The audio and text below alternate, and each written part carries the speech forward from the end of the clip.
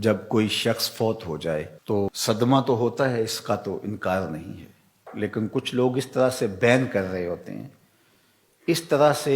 چیخ و پکار کر رہے ہوتے ہیں کہ ان کی زبان پر ناشکری کے کلمات کیا کفریہ کلمات ہوتے ہیں۔ جوان میت ہو گئی تو خاتون بین کر رہی ہے، ربا تینوں ترس نہ آیا، ربا اس کے چھوٹے چھوٹے بچے تھے، تجھے رحم نہ آیا،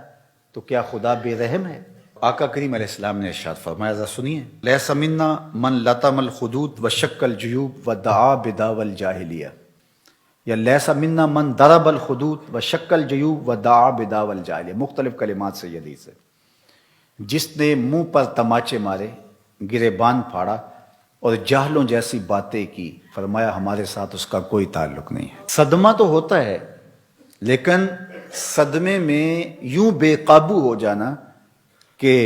سینہ کو بھی کرنے لگ جاؤ، گریبان نوچو، بال نوچو، تو یہ کسی بھی سنجیدہ اور متین شخص کا طریق نہیں ہوتا، اور اسلام سنجیدگی کا درس دیتا ہے، متانت کا سبق پڑھاتا ہے اسلام۔ غم کے اظہار کے 4 طریقے ہیں، دل غم زدہ ہو، آنکھیں اشک بہائیں، زبان سے کچھ کہا جائے اور ہاتھوں سے سر پیٹا جائے، چہرے پہ تماچے مارے جائیں، گریبان نوچا جائے، سینہ کو بھی کی جائے۔ دل کا غم، آنکھوں کا غم، یہ رحمان کی طرف سے ہے، زبان کا غم اور ہاتھوں کا غم یہ شیطان کی طرف سے ہے۔ تو دل غم زدہ ہو، آنکھیں اشک بہائیں، شریعت منع نہیں کرتی۔ حضور علیہ السلام کے فرزند حضرت ابراہیم کا جب انتقال ہوا تو آپ کو جب بتایا گیا تو تشریف لائے اور بیٹے کے سرہانے پہ کھڑے ہوئے، وَأَيْنَ رَسُولِ اللَّهِ تَذْرِفَانِ صلی اللہ علیہ وآلہ وسلم، حضور کی مبارک آنکھوں سے مسلسل آنسو بہ رہے تھے، اور آقا کریم علیہ السلام نے ارشاد فرمایا، ابراہیم دل غم زدہ ہے، آنکھیں رو رہی ہیں، لیکن زبان سے وہی کہوں گا جس سے میرا رب راضی ہوگا۔ تو دل کا غم، آنکھوں کا غم یہ رحمان کی طرف سے ہے، زبان سے واہ ویلا، شور و غل، اور ہاتھوں سے کام لینا اور تماچے مارنا، گریبان نوچنا، بال نوچنا، یہ شیطان کی طرف سے۔ حضرت ابو موسیٰ رضی اللہ تعالی عنہ جب بیمار ہوئے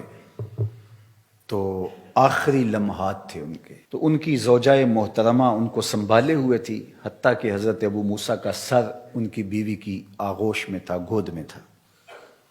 تو جب شوہر ہاتھوں سے نکلتا جا رہا تھا اور نبض کمزور پڑنے لگی، تو حضرت ابو موسیٰ کی بیوی نے چیخ ماری، تو حضرت ابو موسیٰ نے اس حالت میں ہی اپنی بیوی کی طرف غور سے دیکھا اور کہا، تو نے وہ سنا نہیں جو میرے حضور نے فرمایا تھا؟ تو وہ فوراً خاموش ہو گئی اور بالکل ان کی وہ کیفیت جو تھی وہ سنبھل گئی۔ تو ہمارے دین نے ہمیں تلقین کی کہ جب صدمہ آئے، جب تکلیف آئے، جب اذیت پہنچے تو متانت کے ساتھ اس وقت بھی رہا جائے۔ دل غم زدہ ہو،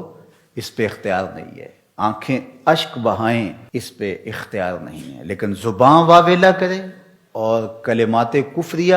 اور ناشکری کے کلمات زبان سے سرزد ہوں، اپنے بال نوچیں، سر کے بال کٹوا دیں، جس طرح کہ زمانہ جاہلیت میں کیا جاتا تھا، گریبان پھاڑ دیا جائے اور تماچے مارے جائیں، سینہ کوٹا جائے، تو یہ ہمارا دین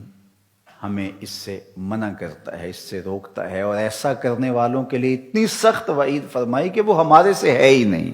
اس کا ہمارے سے تعلق ہی نہیں ہے۔ ظفر اسے آدمی نہ جانیے،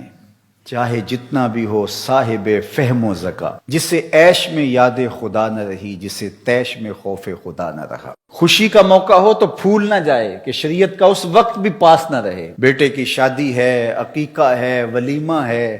کوئی عہدہ منصب مل گیا ہے، الیکشن جیت گیا ہے، تو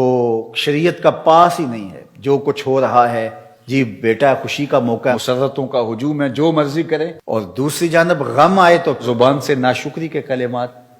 تو سنجیدگی، متانت اور درمیانہ راستہ ہمارے دین نے ہمیں بتایا ہے۔